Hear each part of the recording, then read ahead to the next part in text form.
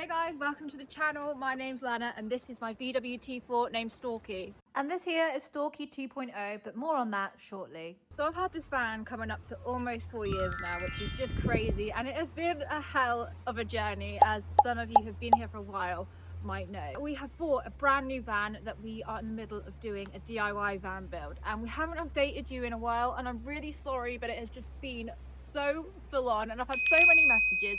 So I thought in this video I would give you a full update of where we're at. So let me show you what we've done with the new van build so far. Let's go. Okay, so here it is, Stalky 2.0. I'm going to give you a sneak peek inside before I show you the process from start to where we're at right now. Come in, let me show you. So it is quite a mess at the moment, but this is where we're at. Got my cup of tea. This is it, what we've done so far. Got our kitchen unit frame, bench, another little storage unit. It's going to be a wardrobe here, toilet in there that slides out. We've got some wiring done. The fuses. Here's our first plug socket that's already in, so that'll be for like the induction hob. I think we'll have another one up here for the kettle and things. So I'm going to go through from start to finish what we've done. So here it is, the van as we bought it, apart from the bulkhead. That is the first thing that we removed. And it was actually not too bad. It was just a matter of unscrewing a few bolts and lifting it out and taking it to the scrapyard. And then we had to remove all the ply from the walls and the wood from the floor as well. It was absolutely filthy in there. It actually had a really horrible smell as well, so that took quite a while just to sweep it all out and give it a good clean, because I have no idea what the hell was being transported in here, but it definitely didn't smell too good. So we've been fortunate enough to connect with Wired Campers, who are based in Devon, and they are providing us with some of their stock to kit the van out with, which is just amazing. So we picked up some goodies and we didn't mess around. We got straight in there with a jigsaw and cut out some massive holes straight into the surface of the van. So yeah, as you can see, we cut out our own windows, which was absolutely terrifying. This took a couple of days or so and a lot of stress, blood, sweat and tears. But considering this is the first time we've ever done this before, I mean, it's not often you cut out a window unless it's your job to cut out van windows. So we did a lot of research and prep work before doing this. So if you are thinking about doing it, only do it if you're sure and just confident, because it is a big job, and if it goes wrong, there's obviously no going back. With it being a panel van, we do have the templates built in already for the windows, although there are obviously different types of windows, which I know a lot of people go for the smaller ones, but we did obviously go for the generic ones.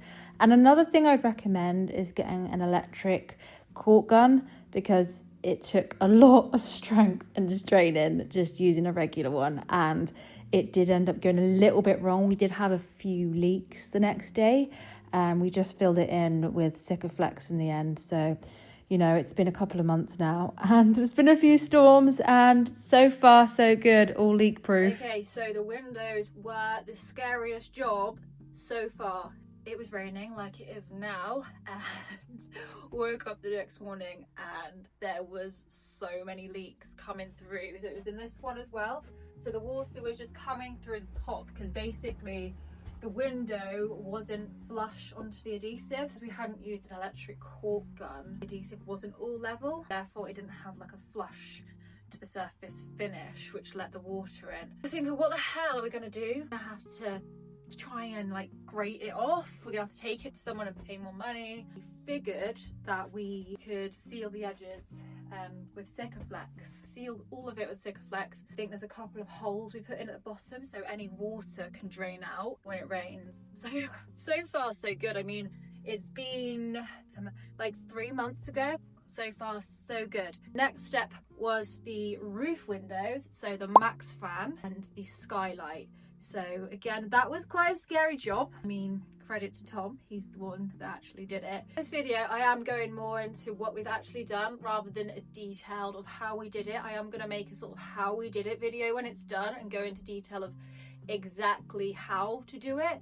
So this is more just of like talking you through what we've done with a little bit of details. The max fan's basically just like an extractor fan, so it brings air, like cool air in, and extracts it as well, so if we're cooking and stuff, which is really good. I've never done windows before, so we are like really proud that we've somehow pulled it off. Then it was onto this window, which I do love this. I was like tempted to not have this window in, but I think it just gives it more of that camper look, like from the exterior, and it's just nice as well when you're in bed. And open it up if I can. Go. I do want to build a nice window frame around this and just get some really nice blinds fit as well. So it's all coming together nicely. Okay, now let me show you what we did next. So the next thing I did was just try and sand down any rust patches and paint it over with rust-proof paint just to prevent any rusting. And then it was on to the sound deadening, which I was just really excited to get started with all this because it actually felt like we were getting somewhere. So the sound deadening basically is in the name, so it will stop any vibrations you hear when you're driving the van, any rattling from wind. And then I just spent some time with a roller making sure that the sound deadening was thoroughly stuck to the panels. And then it was onto the Dodo mat insulation. So this is the black foam layer, which has basic thermal insulation and acts as a vapor barrier, as well as reducing any echoes in the van. So we basically covered the van with this, all the panels, the doors, and the ceiling as well, before moving on to the next layer. But before that, I just made sure all the edges were completely sealed with aluminium foil just to create a continuous vapor barrier throughout the van.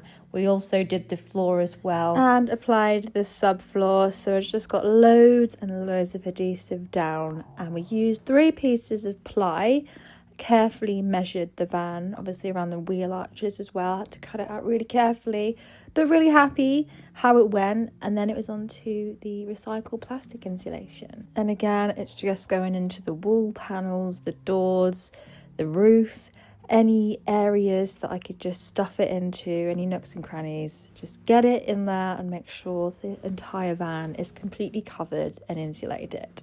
So after the insulation was complete, we put up some panels just to cover up the insulation, to hold it in place, use some battening to attach it to.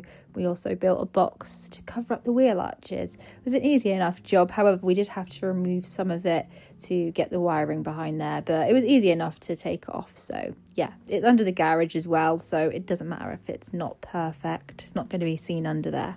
And the next thing we did was put together our incredible stainless steel bed frame, which was made bespoke for our specific needs. I will link the company below. They're based in the Isle of Wight, and it was easy enough. Tom got in there with his rivet gun and got the brackets up. It's just such a well-made bed, and we've had to take it down now while we do the electrics, but because it was made to size, I mean, the installation was so easy. And then Tom did a bit of woodwork, which he is completely new to since doing the T4. So he built the kitchen frame, the wardrobe frame, and the bench. And the next things to make are the overhead cupboards. So that's going to be interesting. Okay, so that takes us up to where we are right now, which is the van electrics. I've made some progress, but I will admit, we haven't done this completely alone. We have outsourced a professional. We have the lovely Mike helping us, and so helpful. He is a retired electrician. He used to convert camper vans, so yeah, we found him through someone recommending him.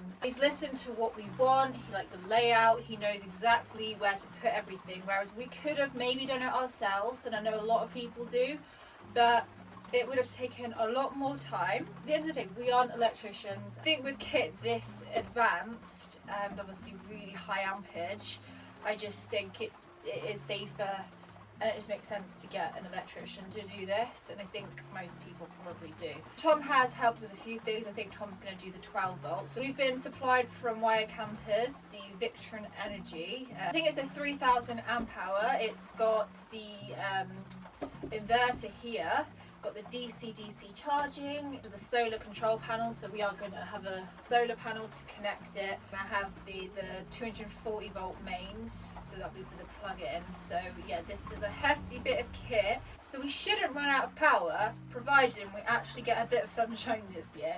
And we will be using campsites and things to plug in. Do love a campsites. He's put the fuses in.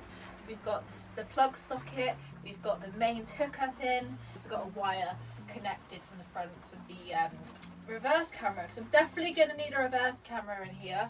Is ready for the lighting on the roof, so yeah, all the prep work. I think he's coming back this week. I think he's going to be doing 3 days this week, and then when that's done we're going to be doing the water system. Not 100% sure on what water system we're going to be getting yet. We're going to have to run off diesel and electric, and I know Truma do one of those.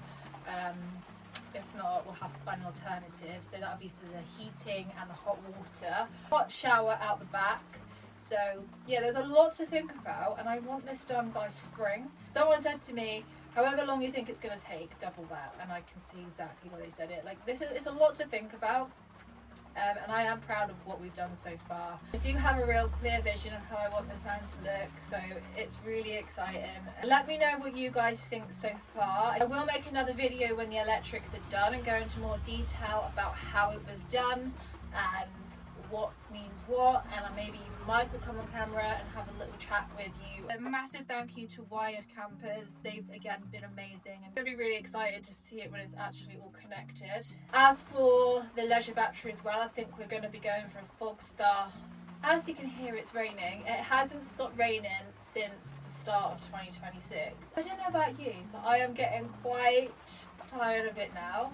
Devon and Cornwall has been destroyed. So much damage, and it is crazy. Like, I feel like we're getting more and more storms, and I think another one's coming in tomorrow.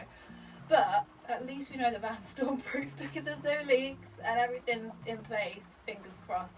Anyway, as you can see, the bed has been taken out. There's the screws for the brackets. That'll easily just, screw back in. There's no rush to put that in yet. But hopefully now we're starting to speed up a bit, ready for spring, and it's going to be an amazing summer. I can't wait to take you on some amazing adventures. Stalky the T4 will be staying in the family. Like, despite having this big van, I love the T4. Still not finished with it. I do want to get a roof rack and a ladder on the back, and in fact I am thinking about painting it again this year, getting the rust sorted. In fact, I think the rust is essential. The rust is horrific on it, and the wheel arches all around the window frame, it is horrific, and if it doesn't get sorted it could get bad. Anyway, I am waffling on. It's nice to have a catch up. Make sure to stay tuned. We've got loads of exciting things coming up. Let's hope the weather cheers up. If not, we'll just embrace the storm. So thanks for being here. Let me know what you think in the comments. Any advice on the van build, any thoughts, please let me know. Don't forget to hit subscribe. It's free to click that button. It makes such a difference. Thanks for being here, and I will see you very soon, hopefully next week.